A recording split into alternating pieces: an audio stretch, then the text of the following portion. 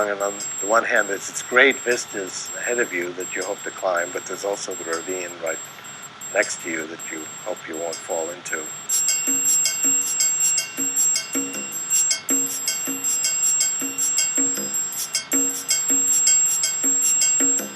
My field and my passion is pattern recognition, teaching computers to recognize patterns.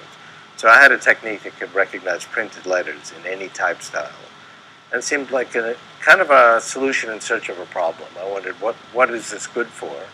I happened to sit next to a blind guy in a plane and said, wow, that would be great as a reading machine, but it would need other things. It would need a scanner so you could scan printed documents. It would need synthetic speech so that you could hear the output.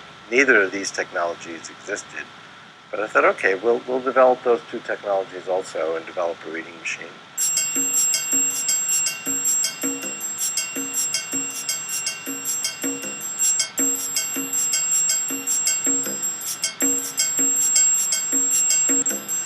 We worked to create this demo of being able to put a book on the machine and would read it out loud. And people were excited about that. It was on the Walter Cronkite show. He used it to read his signature sign-off. But then we actually had people using it and realized it didn't really meet their needs because it couldn't use the user interface and it wasn't giving them feedback they needed to be able to turn the next page, and they didn't know how to put the pages on. And while it worked in principle, there were lots of little details. Well, how do I know what the key does since they can't see the name on the key? And lots of little issues. There's kind of a disconnect between you have a successful demo and this thing reads books out loud, and that's a big breakthrough, and everybody's excited. And then you give it to people to use, and it doesn't really meet their needs, and there's something wrong with it. And there's a real disappointment there, and you realize you really have to start over and craft this technology differently. I felt I can imagine what it's like to be blind. I can just close my eyes, but I actually learned that there was a lot to learn.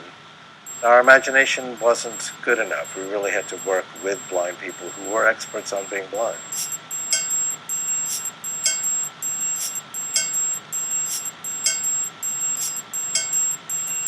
In fact, the blind people we worked with very quickly came up with strategies and things the machine should do.